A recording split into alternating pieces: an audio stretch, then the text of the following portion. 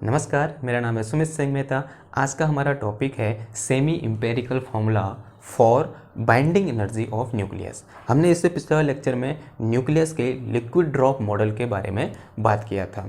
उसी liquid drop model को ध्यान में रखते हुए या फिर उसके आधार पर बेथे और विसेकर ने क्या किया, बाइंडिंग एनर्जी ऑफ न्यूक्लियस को एक्सप्लेन करने की कोशिश की या फिर उसके लिए एक फॉर्मूला ड्राइव करने की कोशिश की।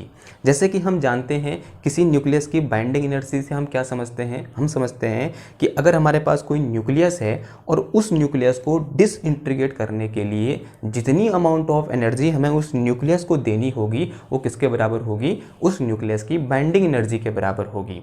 ओके, तो वेथे और विसेकर ने उस बाइंडिंग एनर्जी के लिए एक फॉर्मूला स्टेबलाइज करना चाहा और वो फॉर्मूला था ये फॉर्मूला उन्होंने दिया। यहाँ पर इस फॉर्मूले में कितने टर्म है, 5 टर्म है। इन 5 टर्म में इन सब की क्या है, अलग अलग मीनिंग है। जो यहाँ पर पहला टर्म है उसे हम बोलते हैं क्या, वॉल्यूम एनर्जी टर्म।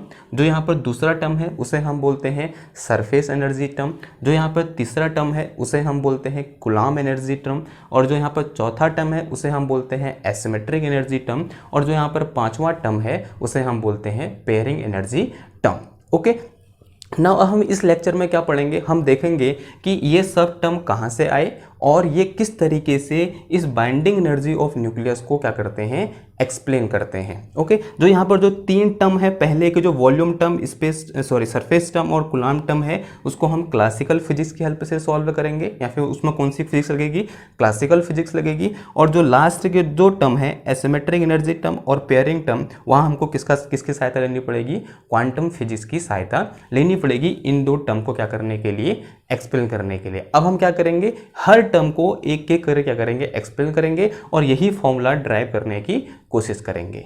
ठीक है, सबसे पहले समझते हैं कि जो वॉल्यूम एनर्जी टर्म होता है वो क्या होता है। ठीक है, कि जैसे कि हम जानते हैं कि जो हमारे पास बाइंडिंग एनर्जी होती है वो डायरेक्टली प्रोपोर्शनल होती है किसके, मास नंबर के। यानी मास नंबर का मतलब क्या हुआ, total number of nucleon in nucleus, उसे हम क्या बोलते हैं, मास नंबर बोलते हैं। और हम ये जानते हैं कि जो बाइंडिंग एनर्जी होती है वो मास नंबर के क्या होती है, डायरेक्टली प्रोपोर्शनल होती है। अगर मैं यहाँ से ये बोलूँ कि binding energy of nucleus is directly proportional to A, क्या बोल देंगे हम इसको, binding energy of nucleus is directly proportional to A बोल देंगे। ऐसा होता है, हमने कहाँ पढ़ा, हमने जब बाइंडिंग एनर्जी कर्व को हम देख रहे थे तो हमने वहाँ पर देखा था कि जो बाइंडिंग एनर्जी होती है वो मास नंबर के क्या होती है, अप्रॉक्स प्रोपोर्शनल होती है। लेकिन हम एक चीज़ और जानते हैं, वो क्या जानते हैं हम जानते हैं volume of nucleus is also directly proportional to A. Volume of nucleus is also directly proportional to A. तो यहाँ से मैं इस टर्म को, इस बाइंडिंग एनर्जी को क्या लिख सकता हूँ, वॉल्यूम एनर्जी लिख सकता हूँ, क्योंकि जो न्यूक्लियस के पूरे वॉल्यूम की एनर्जी होगी ये, तो इसे क्या लिख सकता हूँ मैं, volume energy is also directly proportional to A. Volume energy का मतलब बाइंडिंग एनर्जी से ही हुआ, लेकिन इसको ना वॉल्यूम क्यों लिखा, क्योंकि वॉल्यूम भी क्या होता है, मास नंबर के डायरेक्टली प्रोपोर्शनल होता है। सिर्फ हमने यहाँ पर क्या लिखा है, नेम के लिए यहाँ पर लिखा है कि जो वॉल्यूम होता है वो भी मास नंबर के प्रोपोर्शनल होता है और जो बाइंडिंग एनर्जी ऑफ न्यूक्लियस होती है वो भी डायरेक्टली प्रोपोर्शनल टू ए होती है। तो मैं इस टर्म को क्या नाम दे सकता हूँ, वॉल्यूम एनर्जी बोल सकता हूँ। ठीक है, तो अगर मैं यहाँ पर प्रोपोर्शनलिटी साइड आएगा तो क्या आएगा, एक कांस्टेंट आएगा। तो यहाँ से वॉल्यूम एनर्जी इक्वल टू क्या लिखता हूँ, लेट अस से वो कांस्टेंट कितना आया, A1 आया, A1 इंटू क्या हो जाएगा, A हो जाएगा। और इसी को हम क्या बोलते हैं, वॉल्यूम एनर्जी टर्म बोलते हैं। क्या बोलते हैं, वॉल्यूम एनर्जी टर्म। यानी मैं यहाँ से बाइंडिंग एनर्जी को क्या लिख सकता हूँ, मैं binding energy EB equal to क्या लिख सकता हूँ, A1 इंटू ए लिख सकता हूँ। क्या लिख सकता हूँ, A1 इंटू ए, जहाँ A1 क्या है, कोई कांस्टेंट है, और एक कैपिटल A क्या है, कैपिटल A मास नंबर है, और ये EB क्या है, ये हमारा क्या है, वॉल्यूम एनर्जी टर्म है। नाउ अब बात करते हैं सेकंड टर्म की बात करते हैं। सेकंड टर्म कौन सा था हमारा, वो था सरफेस एनर्जी टर्म। अब सरफेस एनर्जी टर्म को कैसे डिफाइन करेंगे हम, अब इसके लिए हम हेल्प लेंगे किसके, लिक्विड ड्रॉप मॉडल की। जैसे हमने लिक्विड ड्रॉप मॉडल में क्या बात की थी, हमने वहाँ पर बात की थी कि जो इंडिविजुअल न्यूक्लियन में लगने वाला जो न्यूक्लियर फोर्स होगा वो क्या होगा, आइडेंटिकल होगा। यानी हर न्यूक्लियन में लगने वाला फोर्स क्या होगा, आइडेंटिकल होगा, यानी किसी पर ज़्यादा फोर्स किसी पर कम फोर्स ऐसा नहीं होगा। जो एक न्यूक्लियन में जितना फोर्स लग रहा होगा दूसरे न्यूक्लियन में भी उतना ही फोर्स लग रहा होगा। क्या एक्चुअल सिचुएशन में भी ऐसा होता है? आंसर है नहीं।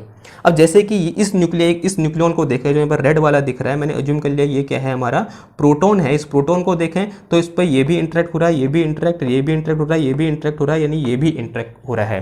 यानी ये इतने जितने इसके नेबरहुड में जितने भी न्यूक्लियन हैं उन सबके साथ क्या हो रहा है, इंटरेक्ट हो रहा है।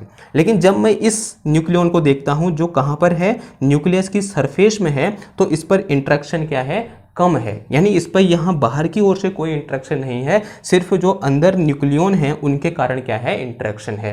यानी यहाँ पर मैं क्या कह सकता हूँ, जो सरफेस पर जो न्यूक्लियन है उस पर इंटरेक्शन कम है, किसके कंपेयर में, जो कहाँ है न्यूक्लियन, उस न्यूक्लियस के अंदर है, ऐसा बोल सकता हूँ मैं। मैंने क्या बोला, मैंने ये बोला कि जो न्यूक्लियन कहाँ है, इस न्यूक्लियस की सरफेस में है, उस पर जो इंटरेक्शन है या फिर जो उस पर फोर्स है वो कम है, किसके कंपेयर में, जो न्यूक्लियन कहाँ है, न्यूक्लियस के अंदर है। वैसा हम यहाँ से देख सकते हैं, आंसर है हम देख सकते हैं। तो इसका मतलब यहाँ से क्या हुआ कि इस न्यूक्लियन को निकालना आसान होगा in compare to this nucleon.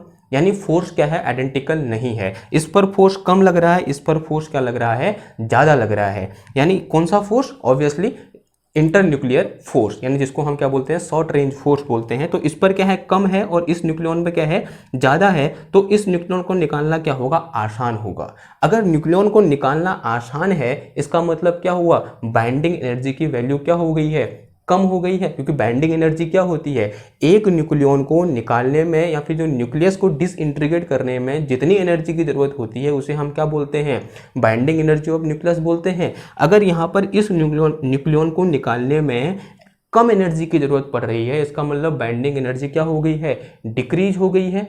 और यही जो डिक्रीज इन बाइंडिंग एनर्जी होती है उसे हम क्या बोलते हैं, सरफेस एनर्जी टर्म बोलते हैं, या फिर सरफेस एनर्जी। सरफेस एनर्जी क्यों बोला, क्योंकि ये रिडक्शन इन बाइंडिंग एनर्जी किसकी वजह से आ रहा है, उन न्यूक्लियन की वजह से आ रहा है जो कहाँ है, न्यूक्लियस के सरफेस में है। अब हम ये देखेंगे कि जो बाइंडिंग एनर्जी में जो डिक्रीज आया वो कितना आया। ये तो देख लिया कि जो बाइंडिंग एनर्जी में डिक्रीज आया due to these nucleon which are at the surface of nucleus, उसे हमने क्या बोला, सरफेस एनर्जी बोला। अब वो सरफेस एनर्जी होगी कितनी, अगर मैं ES निकालना चाहूँ तो ये पाया जाता है कि जो ES होती है वो डायरेक्टली प्रोपोर्शनल होती है किसके, सरफेस एरिया ऑफ न्यूक्लियस के। किसके डायरेक्टली प्रोपोर्शनल होती है, सरफेस एरिया ऑफ न्यूक्लियस। अब सरफेस एरिया ऑफ न्यूक्लियस क्या होता है, 4πr², यानी जो ES होगा वो क्या होगा, r² के डायरेक्टली प्रोपोर्शनल होगा। Since we know this r can be written as r0 into a⁻1/3, ऐसे लिख सकते हैं हम, जहां r0 क्या है, कांस्टेंट है, a क्या है, हमारा मास नंबर है, और r क्या है, कैपिटल R, ये क्या है, इस न्यूक्लियस की रेडियस है। अगर मैं ये वैल्यू यहाँ से उठाकर इधर पुट करूंगा तो क्या आ जाएगा, देखो हमारे पास ये आ जाएगा, हमारे पास ES is directly proportional to, इसकी जो कितना आ गया, या r0² इंटू a की पावर कितना आ गया, 2/3। ये भी कांस्टेंट है, और इस प्रोपोर्शनलिटी से हटाकर एक कांस्टेंट आएगा,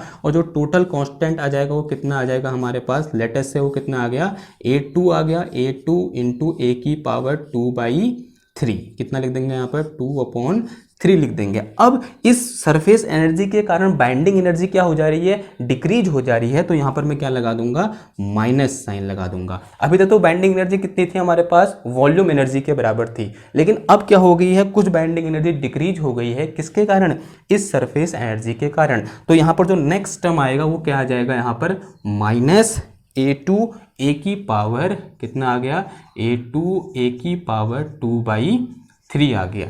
ठीक है, तो ये तो क्या हो गया, हमारा सरफेस एनर्जी टर्म हो गया।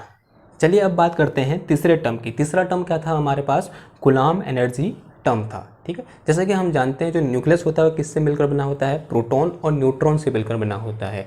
न्यूट्रॉन कैसा होता है, इलेक्ट्रिकली न्यूट्रल होता है, लेकिन प्रोटॉन में कैसा चार्ज होता है, पॉजिटिव चार्ज होता है। और हम जानते हैं कि अगर हमारे पास दो कोई सेम चार्ज हैं एक दूसरे के पास रखे हुए, वो एक दूसरे को क्या करेंगे, रिपेल करेंगे। तो न्यूक्लियस के अंदर जो प्रोटॉन होते हैं वो भी क्या करते हैं, एक दूसरे को इलेक्ट्रिकली रिपेल करते हैं। बहुत ज़्यादा रिपेल नहीं करते हैं, यानी बहुत ज़्यादा उनके भी इलेक्ट्रोस्टैटिक रिपल्सन का फोर्स नहीं लगता है, लेकिन कुछ लगता है, और उस रिपल्सन की फोर्स से क्या होगा, हमारा जो बाइंडिंग एनर्जी ऑफ न्यूक्लियस होगी वो क्या हो जाएगी, डिक्रीज कर जाएगी। क्यों डिक्रीज कर जाएगी, क्योंकि जो इलेक्ट्रोस्टैटिक रिपल्सन का फोर्स है वो क्या कर रहा है, रिपल्सन का फोर्स है, यानी वो न्यूक्लियर की स्टेबिलिटी को क्या कर रहा है, कम कर रहा है। अगर न्यूक्लियस की स्टेबिलिटी कम हो गई है तो उस न्यूक्लियस को डिसइंटीग्रेट करना क्या होगा, आसान होगा। अगर डिसइंटीग्रेट करना आसान होगा इसका मतलब उसको कम एनर्जी देनी पड़ेगी डिसइंटीग्रेट करने के लिए। अगर कम एनर्जी देनी पड़ेगी इसका मतलब क्या होगा, बाइंडिंग एनर्जी क्या हो गई है, कम हो गई है। तो इसका मतलब कि जो न्यूक्लियस के अंदर प्रोटॉन हैं उनके भी लगने वाले रिपल्सन के फोर्स से बाइंडिंग एनर्जी ऑफ न्यूक्लियस क्या हो जाती है, डिक्रीज हो जाती है। और जितनी ये एनर्जी डिक्रीज होती है उसे ही हम क्या बोलते हैं, कूलम्ब एनर्जी बोलते हैं। ठीक है, यानी प्रोटॉन के भी लगने वाले रिपल्सन की फोर्स से, यानी न्यूक्लियस के अंदर जो प्रोटॉन हैं उनके भी लगने वाले रिपल्सन के फोर्स से जितनी बाइंडिंग एनर्जी में कमी आती है या फिर जितनी बाइंडिंग एनर्जी डिक्रीज कर जाती है उसी एनर्जी को हम क्या बोलते हैं, कूलम्ब एनर्जी बोलते हैं। चलिए आप देखते हैं कि वो एनर्जी में कितनी कमी आती है। ओके, मैंने यहाँ पर अज्यूम कर लिया कि जो हमारा न्यूक्लियस है वो कैसा है, शेप में स्फेरिकल है, और हम जानते हैं कि न्यूक्लियस में जो चार्ज होता है किसकी वजह से होता है, प्रोटॉन की वजह से होता है। मैंने अज्यूम कर लिया कि इसमें कितने प्रोटॉन हैं, जेड नंबर प्रोटॉन है, और एक प्रोटॉन में कितना चार्ज होता है, एक इलेक्ट्रॉन के बराबर पॉजिटिव चार्ज होता है। तो इस प्रोटॉन में total charge Q equal to कितना हो जाएगा, हमारे पास कितना हो जाएगा, ZE हो जाएगा। कितना हो जाएगा, ZE, इतना पॉजिटिव चार्ज। अगर मैं ऐसा अज्यूम करता हूँ कि जो न्यूक्लियस है ये कैसा है, शेप में स्फेयर है और इसकी रेडियस कितनी है, R है। अगर मैं ये कहूँ कि इसका जो चार्ज है वो यूनिफॉर्मली डिस्ट्रीब्यूटेड है तो ये न्यूक्लियस किसकी तरह बिहेव कर रहा है, एक चार्ज स्फेयर की तरह बिहेव कर रहा है। किसकी तरह, एक यूनिफॉर्मली चार्ज स्फेयर की तरह बिहेव कर रहा है। और इस यूनिफॉर्मली चार्ज स्फेयर को बनाने में जितनी एनर्जी की जरूरत पड़ेगी वो किसके बराबर होगी, इस स्फेयर की पोटेंशियल एनर्जी के बराबर होगी। और वही पोटेंशियल एनर्जी किसके बराबर होगी, इस कूलम्ब एनर्जी के बराबर होगी। अगर मैं इसकी potential energy of this charge sphere, यानी जिसकी रेडियस R है, वो निकालूं तो कितना आ जाएगा, कौन सी potential energy, electrostatic potential energy of this one, वो कितनी होती है हमारे पास, वो होती है 3/5 into 1/4 pi epsilon not Q² divided by R। इतनी पोटेंशियल एनर्जी चाहिए, यानी इतनी पोटेंशियल एनर्जी होती है किसके पास, इस यूनिफॉर्मली चार्ज स्फीयर के पास जिसकी रेडियस कितनी है, R है। ओके, अब चार्ज Q इक्वल टू कितना है हमारे पास, ZE है, और यही एनर्जी किसके बराबर होगी, इस कूलम्ब एनर्जी के बराबर होगी। तो यहाँ पर coulomb energy EC equal to कितना आ जाएगा हमारे पास, 3/5 इंटू 1/4 पाई एप्सिलॉन नॉट, और Q की जो कितना पुट कर दूंगा मैं, ZE पुट कर दूंगा, तो कितना आ जाएगा, Z² into E² and divide में कितना आ गया, R। Since this radius of nucleus R can be written as R0 A की पावर 1/3। ये वैल्यू यहाँ से उठा कहाँ पुट कर दो, इधर पुट कर दो, तो कितना आ जाएगा, ये आ जाएगा R0 A की पावर 1/3 आ जाएगा। अब इस एनर्जी के कारण क्या हो रहा है, न्यूक्लियस की बाइंडिंग एनर्जी डिक्रीज कर जा रही है। तो मैं यहाँ क्या पुट कर दूंगा, नेगेटिव साइन लगा दूंगा, और नेगेटिव साइन क्या दिखा रहा है कि इस कूलम्ब एनर्जी के कारण जो हमारे पास बाइंडिंग एनर्जी ऑफ न्यूक्लियस है वो क्या कर जा रही है, डिक्रीज कर जा रही है। अगर मैं यहाँ पर देखूँ, ये टर्म यहाँ से इतना, और ये Z² डिवाइडेड बाई R0, ये पूरा क्या है, कांस्टेंट है। तो इस पूरे कांस्टेंट को मिलाकर मैंने कितना लिख दिया, मैंने अज्यूम कर लिया कि पूरा मिलकर कितना आया, माइनस का A3 into Z² divided by A की पावर 1/3। और जहाँ पर जो A3 है उसकी वैल्यू कितनी है, उसकी वैल्यू है हमारे पास 3/5 into 1/4 pi epsilon not into कितना है, E² divided by R0। Okay, इतना चीज क्या है, कांस्टेंट है। और ये जो टर्म आया, इस टर्म को हम क्या बोलते हैं, कूलम्ब एनर्जी टर्म बोलते हैं। और कूलम्ब एनर्जी टर्म की वजह से हमारे बाइंडिंग एनर्जी ऑफ न्यूक्लियस क्या कर गई है, डिक्रीज कर गई है। तो यहाँ पर अब यहाँ पर जो एक नया टर्म आ जाएगा वो कितना आ जाएगा, माइनस का दिस वन, क्या है हमारे पास, माइनस का A3 into Z² divided by A की पावर 1/3। इतनी एनर्जी क्या करेगी, डिक्रीज कर गई, किसकी वजह से, इस कूलम्ब एनर्जी की वजह से। और कूलम्ब एनर्जी किसकी वजह से आई, इस न्यूक्लियस के अंदर जो प्रोटॉन है उनके बीच लगने वाले रिपल्सन के फोर्स की वजह से आई। अभी तक हमने तीन टर्म को डिफाइन किया। पहला टर्म क्या डिफाइन किया हमने, वॉल्यूम एनर्जी टर्म डिफाइन किया। दूसरा टर्म क्या डिफाइन किया हमने, सरफेस एनर्जी टर्म डिफाइन किया। और तीसरा टर्म क्या डिफाइन किया हमने, कूलम्ब एनर्जी टर्म डिफाइन किया। और इन तीनों टर्म को डिफाइन करने के लिए हमने किसकी हेल्प ली? क्लासिकल मैकेनिक्स की हेल्प ली, यानी क्लासिकल फिजिक्स की हेल्प ली। लेकिन जो यहाँ पर जो चौथा टर्म है वो कौन सा टर्म है? एसिमेट्रिक टर्म है। और इस टर्म को हम क्लासिकल फिजिक्स की हेल्प से सॉल्व नहीं कर सकते, इसके लिए हमको किसकी हेल्प लेनी पड़ेगी? क्वांटम फिजिक्स की हेल्प लेनी पड़ेगी। सबसे पहले ये समझते हैं कि एसिमेट्रिक एनर्जी टर्म आया क्यों। अब जैसे कि जो न्यूक्लियस होता है, उस न्यूक्लियस में क्या होते हैं? प्रोटॉन और न्यूट्रॉन होते हैं, ठीक है। जैसे कि नाम ही दिया है कि एसिमेट्रिक एनर्जी टर्म, और ये एसिमेट्रिक एनर्जी टर्म आता है due to the asymmetry between number of proton and number of neutron, ठीक है। अब ये कहने का क्या मतलब हुआ? ये कहने का ये मतलब हुआ कि जो लाइट न्यूक्लियाई होते हैं, लाइट न्यूक्लियाई का मतलब क्या हुआ? ऐसे न्यूक्लियाई जिनमें नंबर ऑफ न्यूक्लियॉन या फिर जिनके लिए मास नंबर की वैल्यू 20 से कम होती है, उसको हम कहाँ रखते हैं? लाइट न्यूक्लियाई की कैटेगरी में रखते हैं। और जो लाइट न्यूक्लियाई होते हैं उनमें नंबर ऑफ प्रोटॉन और नंबर ऑफ न्यूट्रॉन लगभग क्या होते हैं? बराबर होते हैं, और कभी कभी एग्जैक्ट बराबर भी होते हैं। लेकिन जैसे जैसे हम हैवी न्यूक्लियाई की ओर जाते हैं, या जैसे जैसे हम मास नंबर की वैल्यू बढ़ाते हैं, नंबर ऑफ न्यूट्रॉन और नंबर ऑफ प्रोटॉन के बीच क्या आ जाती है? एसिमेट्री आ जाती है। हैवी न्यूक्लियाई में क्या होता है? Number of neutron number of proton से क्या होते हैं? ज्यादा होते हैं। जैसे कि इस ग्राफ से हम देख सकते हैं, ये क्या है? प्रोटॉन को दिखा रहा है, और ये किसको दिखा रहा है? न्यूट्रॉन को दिखा रहा है। जो लाइट न्यूक्लियाई में number of neutron number of proton क्या है? बराबर है। लेकिन जैसे जैसे हम हैवी न्यूक्लियाई की ओर जा रहे हैं, न्यूट्रॉनों की संख्या क्या हो जा रही है? इंक्रीज कर जा रही है। नंबर ऑफ न्यूट्रॉन क्या कर जा रहे हैं? इंक्रीज कर जा रहे हैं। अब ऐसा क्यों होता है? ऐसा इसलिए होता है कि जैसे हम मास नंबर की वैल्यू बढ़ाएंगे, मास नंबर की वैल्यू बढ़ने से क्या होगा? नंबर ऑफ प्रोटॉन बढ़ेंगे, ठीक है। लेकिन मास नंबर की वैल्यू बढ़ने से जो न्यूक्लियर फोर्स होता है वो उतना नहीं बढ़ता है लेकिन बहुत ज्यादा नहीं बढ़ता है। लेकिन मास नंबर बढ़ने से क्या बढ़ेंगे? प्रोटॉन बढ़ेंगे। और प्रोटॉन के बीच कौन सा फोर्स लगता है? इलेक्ट्रोस्टैटिक रिपल्सन का फोर्स लगता है। यानी जैसे जैसे मास नंबर की वैल्यू बढ़ेगी, प्रोटॉन के भी लगने वाला रिपल्सन फोर्स भी क्या होगा? बढ़ेगा। और उस रिपल्सन के फोर्स से बढ़ने से क्या होगा? जो न्यूक्लियस है उसकी स्टेबिलिटी में क्या आ जाएगा? खतरा आ जाएगा। और इसी खतरे को टालने के लिए या फिर इसी इफेक्ट को कंपनसेट करने के लिए क्या होगा? नंबर ऑफ न्यूट्रॉन क्या कर जाते हैं? इंक्रीज कर जाते हैं। नंबर ऑफ न्यूट्रॉन के इंक्रीज करने से क्या होगा? जो न्यूट्रॉन है उनके बीच कौन सा फोर्स लगेगा? न्यूट्रॉन तो क्या होते हैं? न्यूट्रल होते हैं, उसमें भी इलेक्ट्रोस्टैटिक फोर्स लगेगा ही नहीं। तो उनके बीच क्या लगेगा? सिर्फ कौन सा फोर्स लगेगा? जो हमारे पास क्या है? न्यूक्लियर फोर्स है, या फिर जो स्ट्रॉन्ग न्यूक्लियर फोर्स है वो लगेगा। और वो फोर्स क्या कर देगा? कंपनसेट कर देगा किसको? जो क्या लग रहा है? प्रोटॉन के भी लगने वाला जो इलेक्ट्रोस्टैटिक रिपल्सन का फोर्स क्या है उसको क्या कर देगा? कंपनसेट कर देगा। और हमारा जो न्यूक्लियाई है वो क्या हो जाएगा? स्टेबल हो जाएगा। तो ये बात समझ में आई क्यों हैवी न्यूक्लियाई में number of neutron number of proton से क्या होते हैं? ज्यादा होते हैं। क्यों होते हैं? क्योंकि न्यूट्रॉन के नंबर ज्यादा होने से जो न्यूक्लियर फोर्स होगा वो क्या करेगा? इंक्रीज करेगा। और न्यूक्लियर फोर्स के इंक्रीज होने से वो फोर्स किसको कंपनसेट कर देगा? प्रोटॉन के भी लगने वाले इलेक्ट्रोस्टैटिक रिपल्सन के फोर्स को कंपनसेट कर देगा, इसको ओवरकम कर देगा। और जो हमारा न्यूक्लियाई है उसको क्या बना देगा?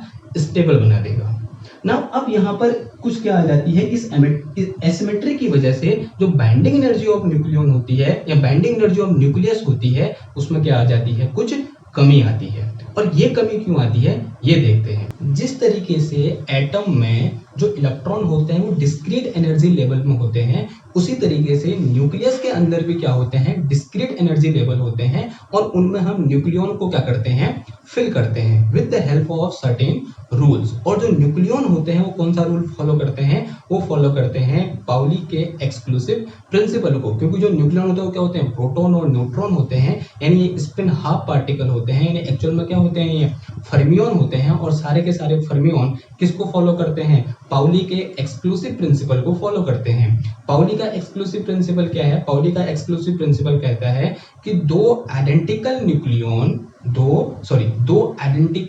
फर्मियन एक ही एनर्जी लेवल में नहीं हो सकते। जो पाउली का एक्सक्लूसिव प्रिंसिपल क्या कहता है कि दो आइडेंटिकल न्यूक्लियन एक ही एनर्जी लेवल में नहीं हो सकते। ये क्या है? पाउली का एक्सक्लूसिव प्रिंसिपल है। और इसी प्रिंसिपल के अकॉर्डिंग जो हमारे न्यूक्लियन होते हैं वो क्या करते हैं? न्यूक्लियस के अंदर जो एनर्जी लेवल होते हैं, डिस्क्रीट एनर्जी लेवल होते हैं, उनमें क्या होते हैं? फिल होते हैं। ठीक है, मैंने यहाँ पर एज्यूम कर लिया कि मेरे पास कुछ क्या है? डिस्क्रीट एनर्जी लेवल है। Energy level 1 2 3 4 ground energy level, first excited, फिर इसके बाद ये और मैंने ऐसा अज्यूम कर रखा है कि ईच एनर्जी लेवल के बीच का जो सेपरेशन है वो क्या है, सेम है, और वो कितना है, ये डेल्टा है। एक बहुत छोटा सा सेपरेशन है और वो कितना है, डेल्टा है। ठीक है, ओके। और ये एनर्जी लेवल है और मैंने एक न्यूक्लियस ले लिया। अब न्यूक्लियस कैसा लेना है, जिसके अंदर क्या होगी, एसिमेट्रिक होगी। और वो कैसी एसिमेट्री होनी चाहिए, उसमें number of neutron number of proton से क्या होनी चाहिए, ज्यादा होनी चाहिए। तो इसका मतलब क्या होगा कि जो नंबर ऑफ न्यूट्रॉन है एक न्यूक्लियस में, वो नंबर ऑफ प्रोटॉन से क्या है, ज्यादा है। इसी न्यूक्लियस में क्या देखने को मिलेगी, हमको एसिमेट्री देखने को मिलेगी। अब मैंने अज्यूम कर लिया कि जो नंबर ऑफ न्यूट्रॉन है वो नंबर ऑफ प्रोटॉन से कितना ज्यादा है, x ज्यादा है। कितना ज्यादा है, x नंबर क्या है, ज्यादा है, कौन, number of neutron number of proton से। अगर मैं अब यहाँ इसको फिल करना स्टार्ट करूं, ठीक है, मैंने अज्यूम कर लिया, मैं इधर क्या करूंगा, इस इधर की साइड क्या पुट करूंगा मैं, प्रोटॉन, और इधर की साइड क्या पुट करूंगा मैं, न्यूट्रॉन पुट करूंगा। अब पुट कैसे होंगे, कौन सा लॉ फॉलो करेंगे, पाउली का एक्सक्लूसिव प्रिंसिपल का लॉ फॉलो करेंगे। मैंने अज्यूम कर लिया, मैंने यहाँ पर एक प्रोटॉन पुट किया। क्या पुट किया मैंने, प्रोटॉन पुट किया। ये प्रोटॉन रखा यहाँ पर, क्या रखा, प्रोटॉन। अब मैं यहाँ पर दूसरा प्रोटॉन नहीं रख सकता ऐसे करके, यानी दोनों क्या हो गए हैं, आइडेंटिकल हो गए, और दोनों का स्पिन भी क्या है, सेम है, यानी दोनों का स्पिन कैसा है, प्लस हाफ है। लेकिन मैं यहाँ पर एक और प्रोटॉन रख सकता हूँ, कौन सा वाला, माइनस हाफ वाला। यानी इसका जो क्वांटम नंबर है वो कितना है, माइनस हाफ है, इसका कितना है, प्लस हाफ है। यानी ये दो प्रोटॉन कहाँ आ सकते हैं, इस एनर्जी लेवल में आ सकते हैं, क्योंकि ये दोनों आइडेंटिकल नहीं है, क्योंकि इन दोनों के लिए क्वांटम नंबर है, यानी जो स्पिन क्वांटम नंबर है उसकी वैल्यू क्या है, अलग अलग है। इसके लिए कितनी है, प्लस हाफ, इसके लिए कितनी है, माइनस हाफ। अगर मैं यहाँ पर तीसरा प्रोटॉन रखना चाहूं तो अब मैं इसे नहीं रख सकता। क्यों नहीं रख सकता, क्योंकि ये पाउली के एक्सक्लूसिव प्रिंसिपल को फॉलो नहीं कर रहा है। तो जो तीसरा प्रोटॉन आएगा वो कहाँ आएगा, ऊपर वाली एनर्जी लेवल में आएगा। इसमें अब ज्यादा प्रोटॉन नहीं आएंगे, लेकिन इसमें अब क्या आ सकते हैं, न्यूट्रॉन आ सकते हैं। क्या आ सकते हैं, इसमें न्यूट्रॉन आ सकते हैं। मैंने यहाँ पर क्या पुट कर दिया, एक न्यूट्रॉन पुट कर दिया, क्योंकि न्यूट्रॉन और प्रोटॉन दोनों अलग अलग पार्टिकल हैं। एक न्यूट्रॉन पुट कर दिया, कौन सा वाला, अपर स्पिन वाला, या फिर हाई स्पिन वाला, या फिर पॉजिटिव स्पिन वाला। यानी इसका स्पिन क्या होगा, स्पिन क्वांटम नंबर क्या होगा, प्लस हाफ होगा।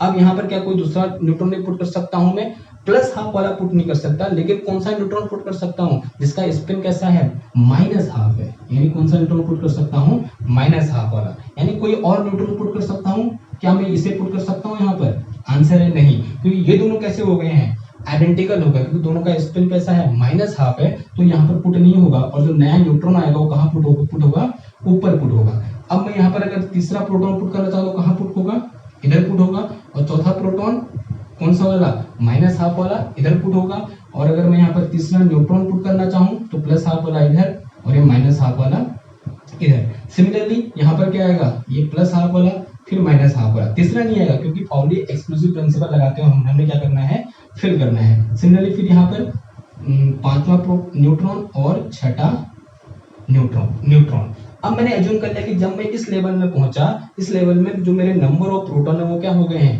खत्म हो गए हैं, लेकिन नंबर ऑफ न्यूट्रॉन बचे हैं। और कितने नंबर ऑफ न्यूट्रॉन बचे हैं, x नंबर ऑफ न्यूट्रॉन बचे हुए हैं। क्यों, क्योंकि जो नंबर ऑफ न्यूट्रॉन है वो नंबर ऑफ प्रोटॉन से ज्यादा है। और कितना ज्यादा है, x ज्यादा है। मैं यहाँ से भरते गया, एनर्जी लेवल भरी, और मैंने अज्यूम कर लिया कि जब मैं इस एनर्जी लेवल में पहुंचा, इस एनर्जी लेवल में नंबर ऑफ न्यूट्रॉन और नंबर ऑफ प्रोटॉन क्या हो गए हैं, बराबर हो गए हैं। ठीक है, लेकिन यहाँ पर नंबर ऑफ प्रोटॉन तो क्या हो गए, खत्म हो गए, लेकिन नंबर ऑफ न्यूट्रॉन भी बचे हुए हैं। और कितने बचे हुए हैं, x बचे हुए हैं। तो मैं अब यहाँ पर से क्या फिल करना स्टार्ट करूंगा, सिर्फ नंबर ऑफ न्यूट्रॉन पुट करना स्टार्ट करूंगा कुछ इस तरीके से।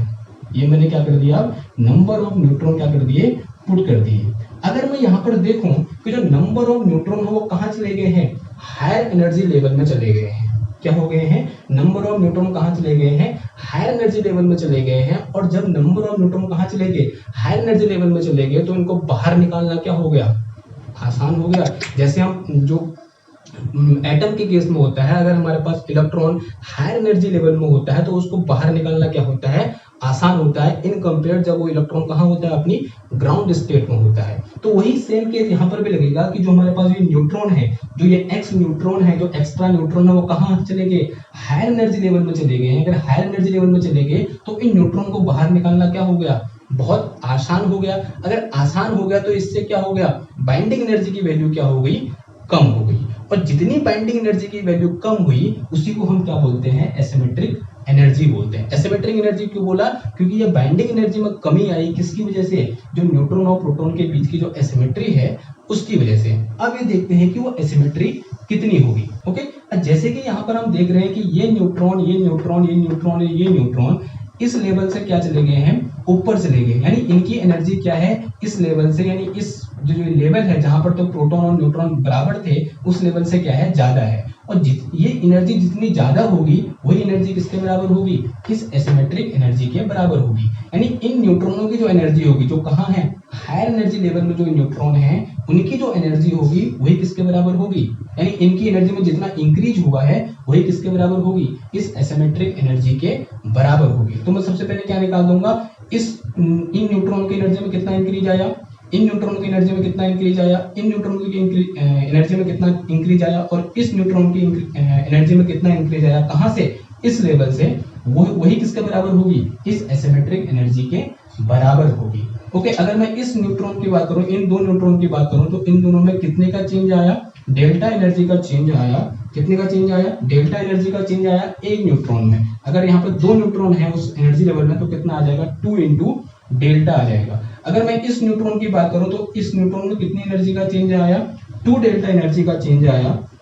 तो प्लस कितना हो जाएगा? ये 2 डेल्टा एनर्जी का चेंज आया। और वहां पर न्यूट्रॉन कितने हैं? 2 डेल्टा एनर्जी का चेंज आया। और वहां पर टोटल न्यूट्रॉन कितने हैं? 2 न्यूट्रॉन है। प्लस करूंगा, प्लस करके कितना आ जाएगा? देखो, अगर मैं इसकी बात करूं, कहां हो गया? इधर। अगर इसकी बात करूं तो यहाँ पर कितने का चेंज आया? 3 डेल्टा का चेंज आया। 3 डेल्टा एनर्जी का चेंज आया। और टोटल नंबर ऑफ न्यूट्रॉन कितने हैं उस पे? 2 है। ओके, इतना आ जाएगा। फिर अगेन मैं यहाँ पर प्लस करूंगा तो इन न्यूट्रॉनों के नंबर में, इन न्यूट्रॉन में कितने एनर्जी का चेंज आया? वो आया हमारे पास 4 डेल्टा का चेंज आया। और टोटल नंबर ऑफ न्यूट्रॉन कितने हैं उस पे? 2 है। And so on. कहां तक आएगा? कितने एनर्जी लेवल हो गए? यहाँ पर हमारे पास कितने न्यूट्रॉन है? ज्यादा। x न्यूट्रॉन की एक्सेस है और एक लेवल में कितने न्यूट्रॉन है? 2 न्यूट्रॉन है। तो यहाँ पर टोटल नंबर ऑफ लेवल कितनी होंगी?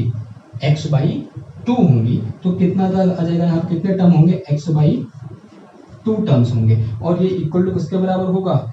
एनर्जी में कितना इंक्रीज आया, यानी एक्सेस ऑफ एनर्जी, यानी कितनी एनर्जी क्या करेगी यहाँ पर? इंक्रीज करके वो उसके बराबर होगा। और यही एनर्जी में इंक्रीज किसके बराबर होगा? इस एसिमेट्रिक एनर्जी के बराबर होगा। तो इसको मैं क्या बोल सकता हूँ? ASY बोल सकता हूँ। यानी कौन सी एनर्जी? Asymmetric energy. अगर मैं इसको कैलकुलेट करूँ तो कितना हो जाएगा? देखो, ये EASY इज इक्वल टू, इन सबसे कितना कॉमन है? 2 डेल्टा कॉमन है। तो कितना कॉमन ले लिया मैंने?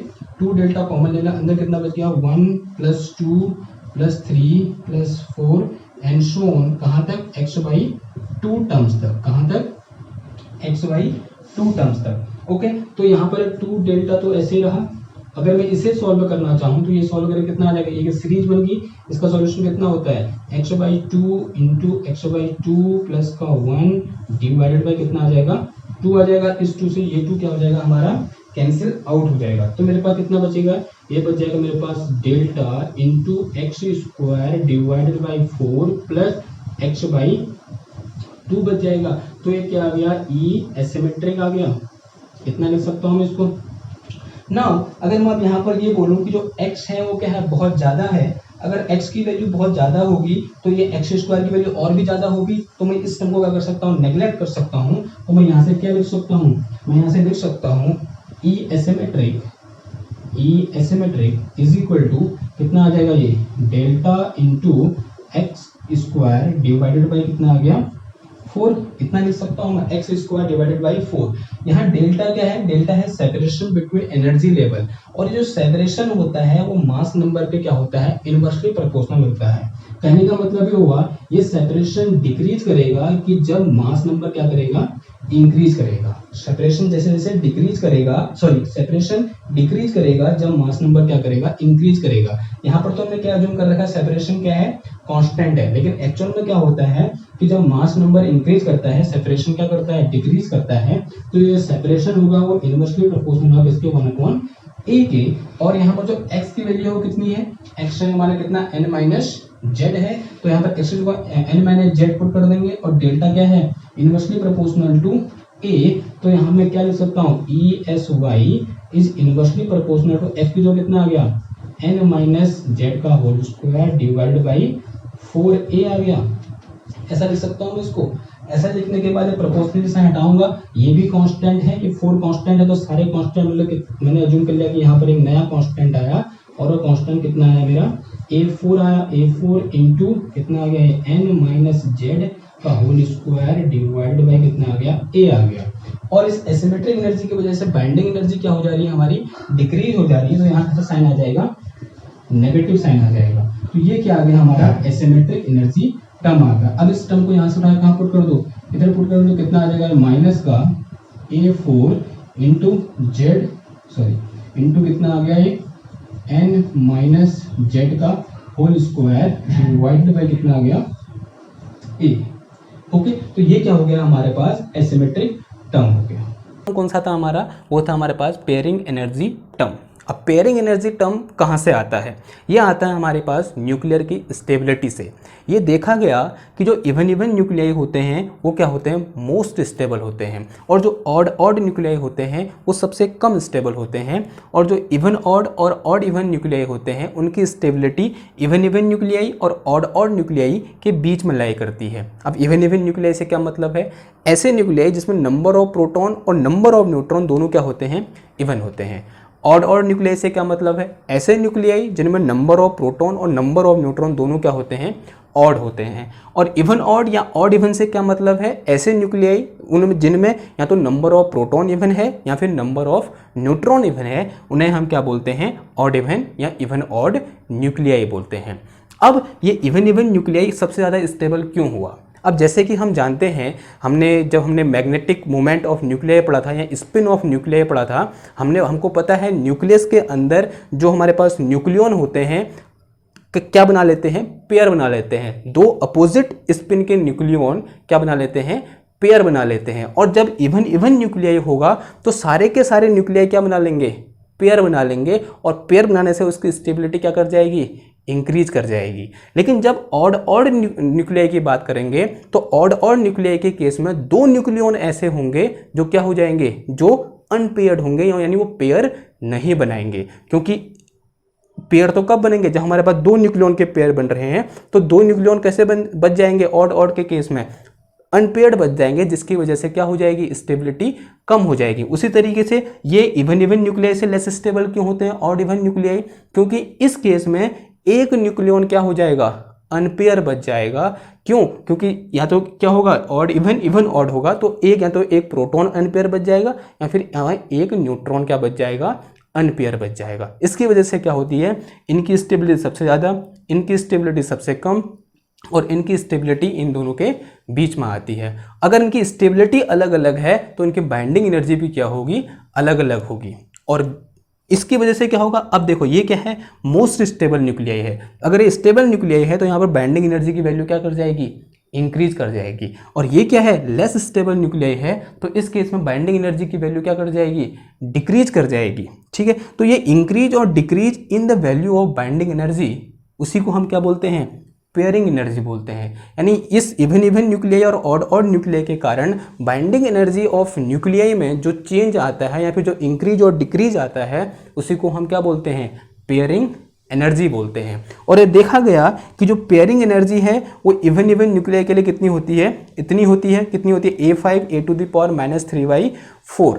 ओके, ये A क्या है, यहाँ पर मास नंबर है, A5 क्या है, कोई कांस्टेंट है। ठीक है, और ये कैसी होती है, पॉजिटिव, यानी क्या कर जा रही है, बाइंडिंग एनर्जी इंक्रीज कर जा रही है। लेकिन जब हम कहाँ देखते हैं, ऑड न्यूक्लियाई के केस में देखते हैं, तो उस टाइम पर जो एनर्जी होती है वो डिक्रीज कर जाती है। कितनी डिक्रीज करती है, जितनी अमाउंट ऑफ एनर्जी यहाँ इंक्रीज करती है, किस केस में, इवन न्यूक्लियाई के केस में, उतनी ही amount of energy odd nuclei के केस में क्या कर जाती है, डिक्रीज कर जाती है। और जो ऑड इवन या इवन ऑड न्यूक्लियाई के केस में जो पेयरिंग एनर्जी होती है वो कितनी होती है, 0 होती है। तो यहाँ पर जो लास्ट टर्म आ जाएगा वो कितना आ जाएगा, हमारे पास डेल आ जाएगा। ओके, तो कितना आ जाएगा यहाँ पर, लास्ट टर्म डेल आ जाएगा। और ये डेल की वैल्यू या फिर जो पेयरिंग एनर्जी की वैल्यू डिपेंड करेगी कि जो हमारे पास न्यूक्लियाई है वो कैसा है, इवन न्यूक्लियाई है, ऑड इवन न्यूक्लियाई है, या फिर इवन ऑड न्यूक्लियाई है।